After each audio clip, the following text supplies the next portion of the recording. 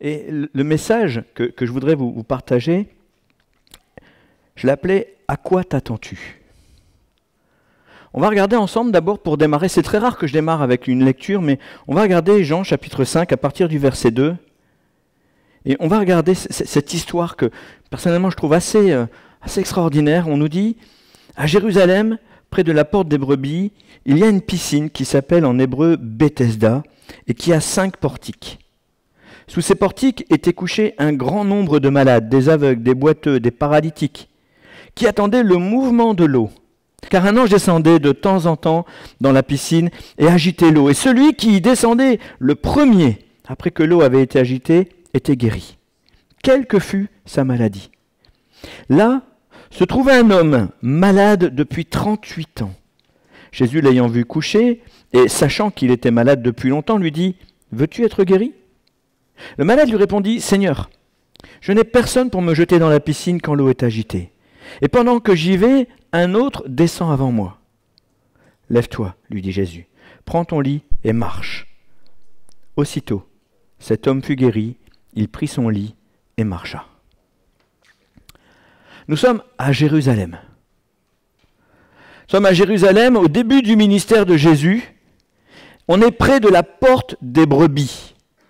Et j'aime bien ce genre de petites précisions. C'est pas anodin. La porte des brebis quand le bon berger arrive. Vous voyez ces petits détails de l'évangile de Jean. J'aime beaucoup comment il nous partage ça. Et le bon berger est là, et nous sommes les brebis de son pâturage. A priori, il n'y a que Jean-François qui est une brebis du pâturage de Jésus. Mais nous sommes les brebis de son pâturage.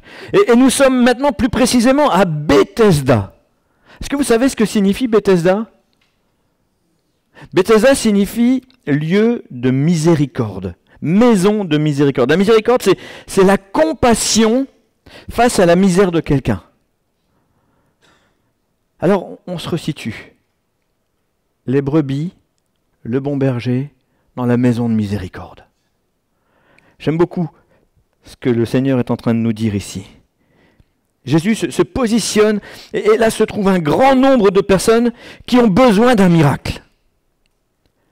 Ils sont là dans l'attente d'un signe. Qu'est-ce qui va se produire ? Qu'est-ce qui va se passer ? Ils sont malades, ils ont des besoins. Il y en a un qui est malade, il y en a qui sont aveugles, il y en a qui sont boiteux, il y en a qui sont paralytiques. Et ils sont là, pourquoi ? Parce que de temps en temps, il y a un mouvement qui se fait sur la piscine. Ça veut dire qu'un ange a touché l'eau et que c'est le moment de recevoir la guérison. C'est le moment de recevoir le miracle. C'est le moment de recevoir la délivrance peut-être même. Quoi qu'il en soit, c'est le moment de vivre quelque chose d'exceptionnel. L'endroit est un lieu de providence et il y a du monde autour. Quand Jésus arrive dans cet endroit, face à cette piscine, il est presque inexistant. Est-ce que tu te rends compte de ça ? Ils sont tellement omnibulés par cette piscine en train de regarder si l'eau s'agite. Jésus arrive et personne ne le voit. On est plus à la recherche du miracle que de celui qui va produire le miracle. Et on se dit, mais est-ce que c'est vrai cette histoire ? Est-ce que des miracles se sont déjà produits ? Je vais tâcher d'y répondre dans quelques instants. Mais surtout, ils sont là à attendre le miracle et ils ne savent pas quand il va arriver. Personne ne sait quand ça va se produire. Personne. Vraiment personne ? Dieu sait. Dieu sait ce qu'il va faire. À ce moment-là, même, j'ai cette conviction que Jésus, quand il arrive dans cet endroit, il se dit, mais, hé les gars, cherchez pas le miracle. Cherchez celui qui produit le miracle. Il ne va rien dire, il va juste se rapprocher d'une personne. Dans certains manuscrits, et je vous invite à vérifier peut-être dans vos Bibles, vous allez peut-être voir ce passage entre crochets, le verset 4 n'existe pas, où on nous explique qu'un ange vient toucher l'eau. Alors certaines traductions l'ont enlevé, dans vos Bibles, vous l'avez peut-être entrecroché, c'est précisé que ça n'y est pas. Mais moi, je pense que c'est vraiment important qu'il y ait cette explication qui sonne un peu comme une légende. Comme une légende. Est-ce que ça s'est vérifié? Difficile de dire. Mais ce que je sais, c'est que l'endroit existe encore. Est-ce que des gens sont allés à Jérusalem? Est-ce que des gens ont vu la piscine de Bethesda? Est-ce qu'il y a encore de l'eau dedans? Non. Donc, plus la peine d'y aller et d'attendre qu'un ange vienne mettre son doigt dans l'eau. Il n'y a pas d'eau. D'accord? Mais la piscine de Bethesda, elle est encore là, mais il n'y a plus de miracle aujourd'hui. Et s'il y en avait, je pense que ça se saurait. Donc, voici toutes ces personnes autour de la piscine qui attendent un miracle. Ils l'attendent impatiemment. Et on ne sait pas grand-chose sur eux. Est-ce qu'ils sont tous juifs? Est-ce qu'il y a quelques Romains? Est-ce qu'il y a quelques Grecs? On ne sait rien. Tout ce qu'on sait, c'est qu'il y a du monde autour de cette piscine. Et à vrai dire, peu importe qui ils sont. Ils sont juifs, romains, grecs, gaulois, peu importe ce qu'ils sont, ils ont une foi commune.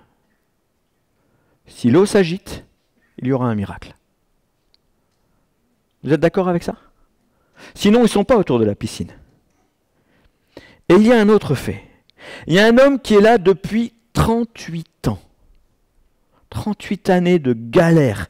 Quand on l'écoute, eh bien, on ne peut que s'imaginer.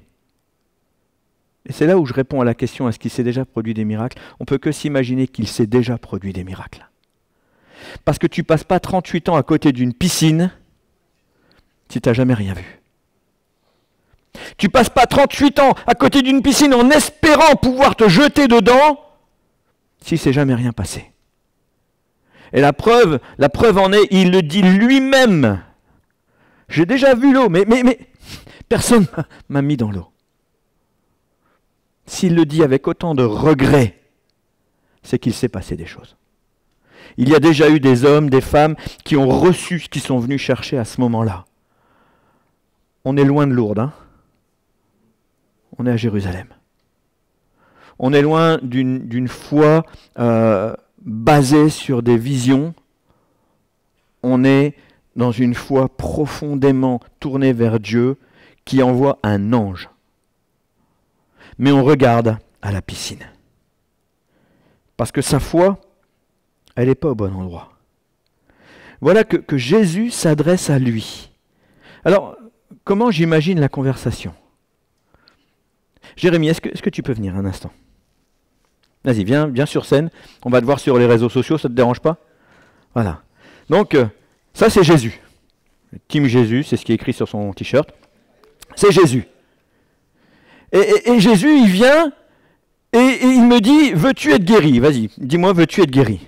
Veux-tu être guéri? Et moi, ce que je regarde, c'est la piscine. Veux-tu être guéri? Ouais, mais il n'y a personne pour me jeter dans l'eau. Et Jésus, il est là. En fait, je suis omnibulé par le miracle que je pourrais avoir, mais lui, je ne le calcule pas. Jésus est présent, il est devant toi, et toi, tu cherches ton miracle, tu ne cherches pas Christ. Il y a vraiment un problème. Il faut recentrer les choses. Merci, Jésus. Il faut recentrer les choses sur ce qui est l'essentiel. Oui, il grimpe, hein, il grimpe beaucoup. Parce que la réponse du paralytique ne surprend personne. Veux-tu être guéri? Oui, je veux être guéri, mais me déconcentre pas. Je ne peux pas rater l'eau qui bouge. Parle à quelqu'un d'autre. Est-ce que ça ne nous arrive pas parfois d'être de ceux qui cherchent le miracle, de ceux qui cherchent la réponse, de ceux qui cherchent la solution, alors qu'elle est là? On observe, on attend, on s'attend à quelque chose, mais on ne s'attend pas à Dieu en personne. Parce qu'à ce moment-là, Jésus n'est pas hyper connu. Il a fait quelques miracles, il a transformé juste 600 litres d'eau en vin. Bon, c'est pas tant que ça après tout. Il démarre son ministère. Et en fait, le malade là, ne se rend pas compte qu'à cet instant, il y a plus que la piscine. Est-ce que nous pouvons réaliser que dans nos vies, il y a plus que le miracle? Est-ce que nous pouvons oublier un peu notre nous, notre besoin, pour réaliser qu'il y a plus que ça? Je suis le premier, vraiment, je suis le premier à me plaindre devant Dieu des choses dont j'ai besoin et que je n'ai pas. Bon, quand j'entends les gens dire, bien sûr, bon, peut-être que je suis le deuxième. Mais ce que je veux dire, c'est que Dieu sait ce dont j'ai besoin. Quand il arrive devant le paralytique, il ne lui dit pas « Veux-tu que je te mette dans l'eau ?» Qu'est-ce qu'il lui dit? « Veux-tu être guéri ?» Il connaît le besoin. Le gars, il n'en a rien à faire d'aller dans l'eau. Qui veut, c'est la guérison. C'est pas aller dans l'eau. Il peut aller dans l'eau quand il veut, c'est une piscine. Lui, ce qu'il veut, c'est la guérison. Et Jésus vient, et il ne dit pas « Est-ce que tu veux aller dans l'eau ?» Il dit « Est-ce que tu veux être guéri ?» Le bon berger est à la porte des brebis, rempli de miséricorde. Et il sait ce dont tu as besoin. Il t'observe, il te regarde, et il est là. Et moi j'imagine cet homme en train de regarder la piscine quand Jésus lui parle. Il y a une autre histoire. Parce que nous connaissons Jésus maintenant. Nous savons de quoi il est capable. Là, cet homme, il a pour lui quand même l'innocence. Jésus est au début de son ministère. Nous sommes dans le Nouveau Testament. Nous sommes bien après. Nous savons que Jésus est vivant. Ça, j'aime bien. Nous savons qu'il est puissant. Nous savons qu'il agit aujourd'hui. Et il y a cette autre histoire. Parce que, vous savez, j'aimerais que nous puissions prendre conscience que Jésus est le même hier, aujourd'hui et éternellement. C'est ce que nous lisons dans Hébreux 13, 8. Jésus est le même. Il ne change pas. Ce qu'il a fait hier, il peut le faire aujourd'hui. Alors, pourquoi la majorité d'entre nous, et ça m'arrive aussi, nous fixons les yeux sur la piscine? Pourquoi nous restons obnubilés à regarder cette piscine, à chercher par nos propres capacités la manière dont Dieu va agir? Seigneur, voilà mon besoin, je te demande d'agir comme ça. Seigneur, je suis paralytique, je te demande de toucher l'eau pour que j'aille dans la piscine. Est-ce qu'il ne peut pas faire autrement? Il va faire autrement. D'ailleurs, il l'a fait autrement. De quelle manière Dieu va t'exaucer, te bénir, de quelle manière il va agir. Finalement, ce n'est pas ça l'essentiel. L'essentiel, c'est de se souvenir qu'il va le faire. C'est de croire qu'il va le faire. C'est d'avoir cette assurance qu'il est le même hier, aujourd'hui, éternellement. Tout ce qu'il a fait hier, il peut le faire aujourd'hui. Et il va faire encore en mieux. Quand on analyse les Écritures, c'est facile de constater que jamais Jésus n'a fait le même miracle. Pourquoi? Parce que nous sommes tous différents. Peut-être que nous avons des besoins similaires, mais nous sommes tous différents. À un premier, il va dire « Lève-toi et marche ». À un deuxième, il va mettre de la boue sur les yeux. À un troisième, il va chasser un démon. À un autre, une autre, il va juste se laisser toucher le pan de la robe. Il est extraordinaire. Il est sans limite. Il est sans rival. Il est sans égal. On l'a chanté ce matin. Notre Dieu est au-dessus de toutes ces choses. Bref, lui qui ne change pas, il fait comme il veut. Parce qu'il est Dieu. Et j'en arrive à cette seconde histoire de cet aveugle qui appelle le fils de David. On va regarder l'évangile de Marc, chapitre 10, à partir du verset 46.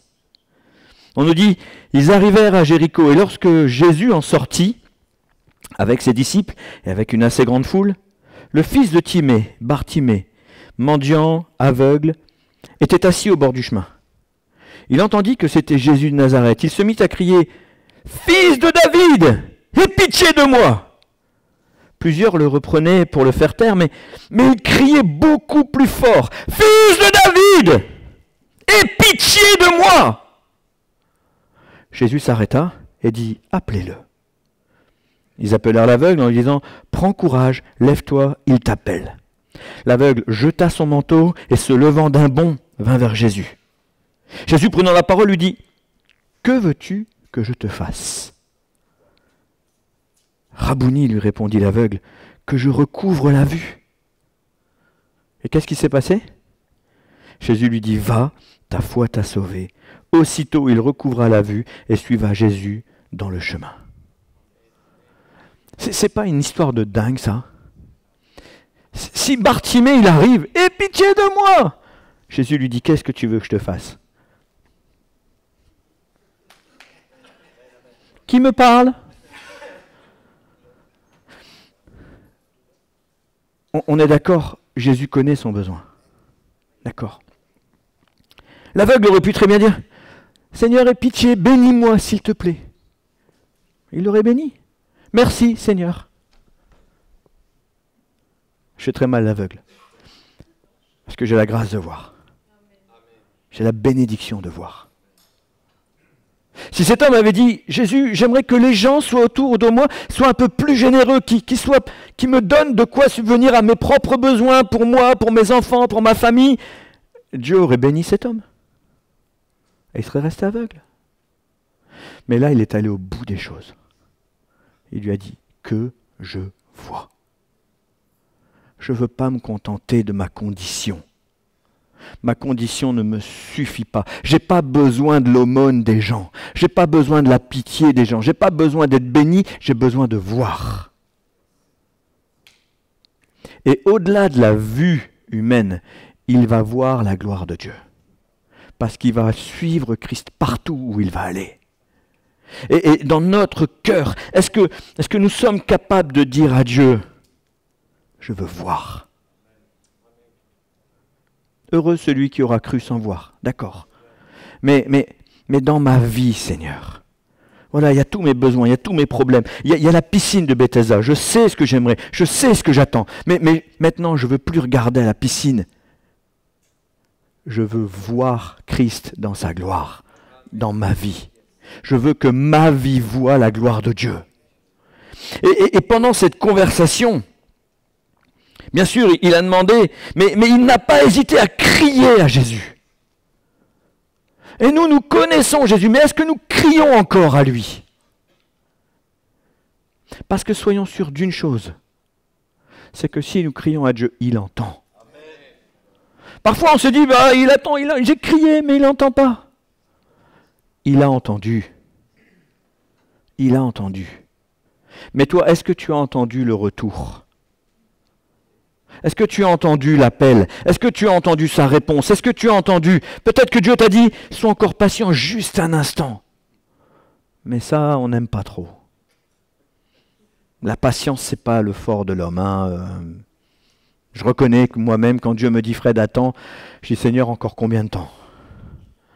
Parce que là, ça fait quand même 5 minutes. Non mais ça nous arrive à tous. Peut-être même que Dieu nous dit non. Et j'aimerais qu'on comprenne que non, c'est une réponse.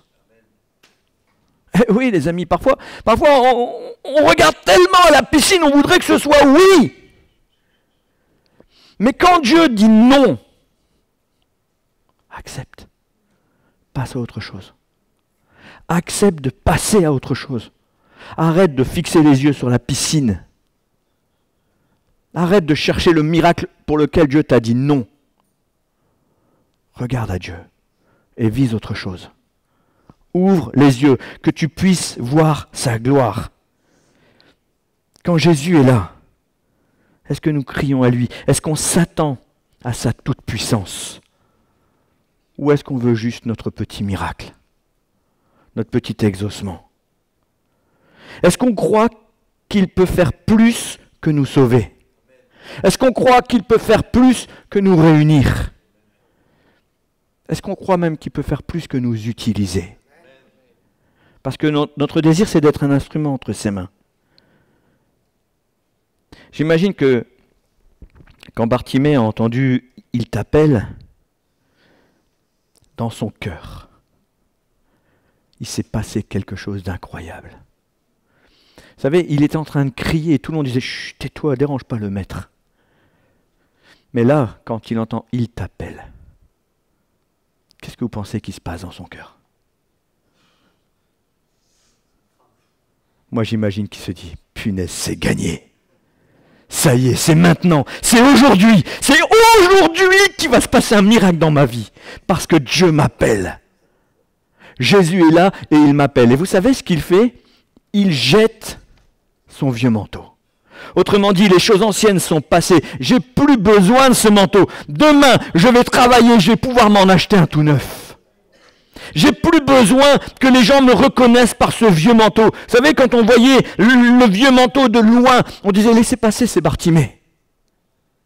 Le vieux manteau qui représente cette vieille nature qui le couvrait, qui l'abattait comme ça, qui faisait en sorte que cet homme marchait à tâtons. Il marchait doucement et ce manteau était comme un feu dans son dos. Bum, bum, c'est Bartimée. Ça clignotait. Là, il jette son vieux manteau. Avant même d'avoir la guérison, il sait qu'il n'en a plus besoin. Pourquoi? Parce que Jésus l'appelle. Et combien d'hommes et de femmes à qui on annonce l'évangile, à qui on dit « Dieu t'appelle, est-ce que tu veux lui donner ta vie ?» Ils disent « Oh non, non, non, j'aime trop mon vieux manteau », ne réalisent pas le changement qui peut se produire dans leur vie. C'est souvent d'ailleurs notre tristesse. On annonce l'évangile et les gens le refusent, mais on voit leurs problèmes, on voit leur détresse, on voit qu'ils attendent au bord de la piscine. On voit qu'ils attendent quelque chose. Et nous, on est en train de leur présenter Jésus et ils sont « Oui, mais j'attends que l'eau bouge. J'attends. Oh, ma sœur Anne, ne vois-tu rien venir? Non, je vois rien venir. » Ce matin, Jésus appelle encore. Et tu te dis, peut-être que tu ne l'entends pas, mais Jésus appelle. Et là, tu raisonnes en toi. Tu dis, mais moi, je ne l'entends pas. Non, je n'entends pas. Est-ce que, en relisant l'histoire, vous remarquez qui appelle vraiment Bartimée? Ce sont les disciples. Jésus entend fils de David, et pitié. Il va voir ses disciples et il dit « Allez lui dire que je l'appelle ». C'est notre travail à nous, les disciples de Jésus, de lancer l'appel. Et si ce matin, tu te dis « Mais Dieu ne m'appelle pas », eh bien entends tout le contraire, parce que nous, les disciples de Jésus, nous te disons « Dieu t'appelle ».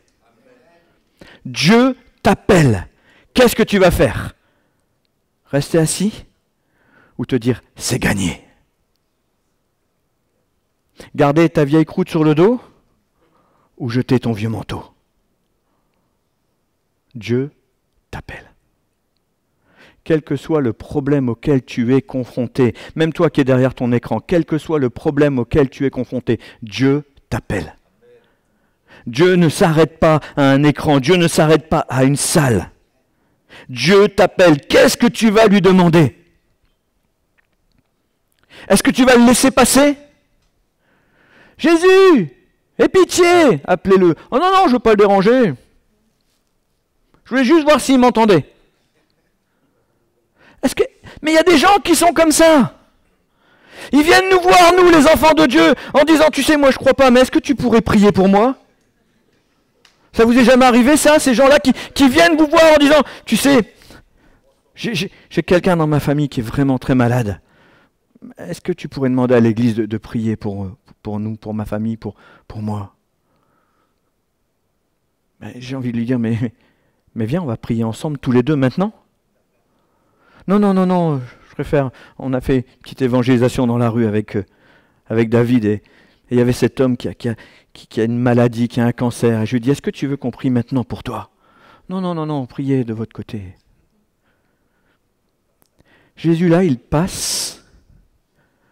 Oh, il y a Jésus. Il y a un disciple de Jésus là. Viens. Est-ce que tu peux prier pour ma famille? Et Jésus t'appelle. Viens, on va prier ensemble. Non, moi je suis pas chrétien, moi je crois pas. Pourquoi tu me demandes alors? Parce que toi tu crois.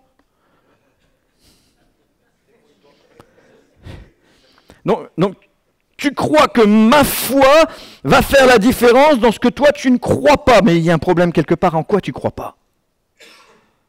Le monde est incohérent. Le monde est capable de dire « Hé, fils de David !»« Oui ?»« Ah non, je voulais juste voir si tu m'entendais. » Le monde est capable de faire ça. Qu'est-ce que tu vas lui demander? Est-ce que tu vas le laisser passer? Est-ce que tu vas te plaindre pour lui dire combien les autres saisissent tes bénédictions et toi tu n'en as pas? Est-ce que c'est ça que tu vas lui dire? Ah, tu sais, les gens sont bénis, mais pas moi. Est-ce que tu vas regarder à ton environnement, à la piscine qui ne s'agite pas? Ou est-ce que tu vas regarder à Christ? Est-ce que tu vas lui dire ce que tu attends? Et est-ce que tu vas enfin le recevoir pleinement? Parfois, ce que tu attends, ce n'est pas ce dont tu as besoin. Ça, on n'est pas toujours capable de l'entendre. Mais ce qu'on attend n'est pas toujours ce dont on a besoin. Le paralytique attendait que l'eau bouge pour aller prendre son bain, mais il avait besoin de Jésus. Mais tu peux recevoir ce que Dieu veut te donner. Ce qui a fait la différence pour l'aveugle, c'est sa foi. Il savait que si Jésus s'arrêtait pour lui, il serait guéri. Ce qui fait la différence pour le malade de la piscine de Bethesda, c'est la compassion de Jésus. Mais le résultat est le même. Jésus a compassion. Jésus a de l'amour pour toi. Jésus, il connaît ton besoin. Et ça, j'aimerais que tu puisses pas seulement t'appuyer sur mes paroles, mais que tu puisses comprendre que quoi que tu aies fait, qui que tu sois, Jésus t'aime. Il connaît ton besoin et il peut répondre à ce qui est bon pour toi. Au-delà même de ce que toi tu imagines, au-delà même de ce que tu lui demandes, il sait ce qu'il va te donner. Et si tu veux juste le rencontrer, eh bien tu vas juste le rencontrer. Mais si tu veux plus, tu peux vivre plus.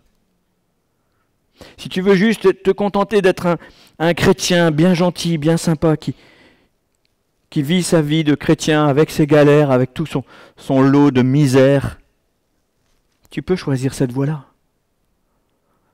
Finalement, l'essentiel, c'est le salut. Mais si tu veux te débarrasser de toutes ces choses qui te pèsent, si tu veux vivre autre chose, quelque chose de plus vivant, de plus intime avec Dieu, tu peux aussi vivre ça. Parce qu'il passe et il entend tes cris. Et ce matin, il t'appelle. Ce matin, il appelle chacun d'entre nous. Il attend que nous puissions jeter notre vieux manteau. Jeter le manteau des vieilles convictions. Jeter le manteau des « ça ne marchera jamais ». Oublier le manteau de « pourquoi ça marcherait aujourd'hui alors que jusque-là ça ne marchait pas ». Tu peux jeter le manteau. Tu peux passer à autre chose. Mais de quelle manière tu réponds à l'appel? Est-ce que tu réponds à l'appel en disant « Ah, il m'appelle, bon ben j'arrive ». Ou est-ce que tu réponds à l'appel en disant « Il m'appelle ». C'est gagné. Ce matin, c'est gagné. Aujourd'hui, c'est différent.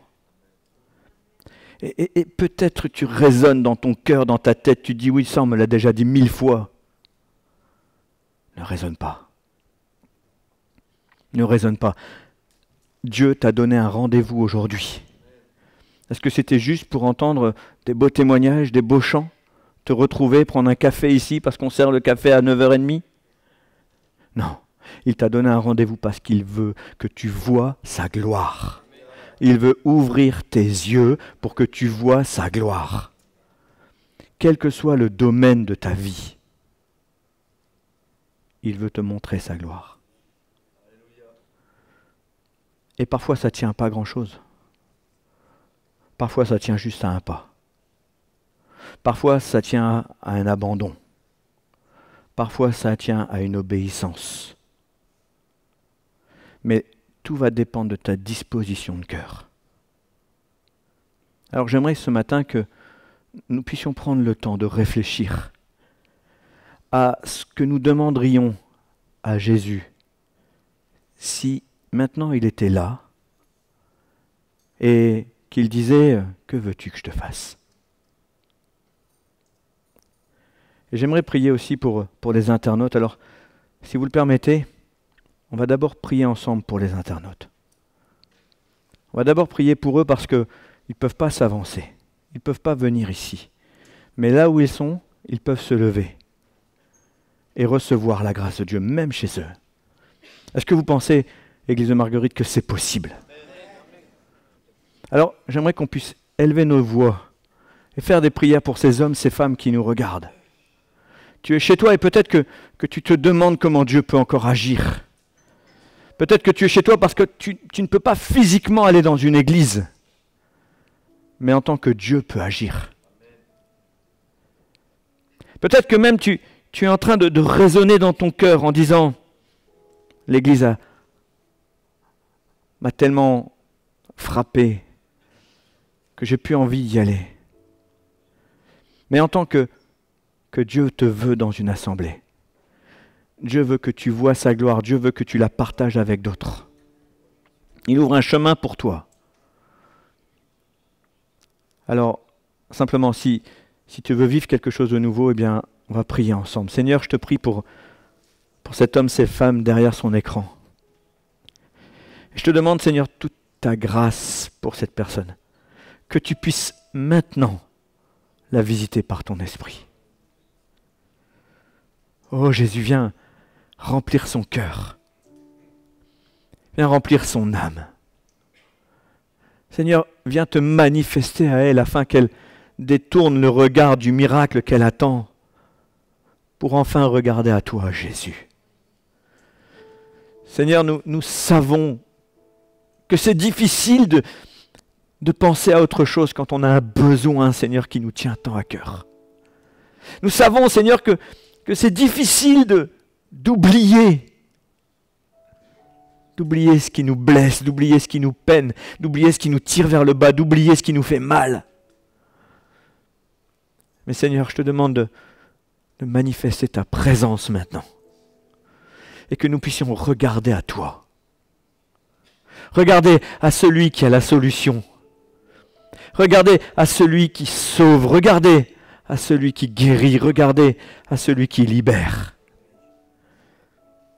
Seigneur Père, au nom de Jésus, visite ton enfant. Que dans l'endroit où elle est maintenant, cette personne reçoive ta bénédiction, reçoive son exaucement. Viens parler à son cœur au nom de Jésus. Alléluia.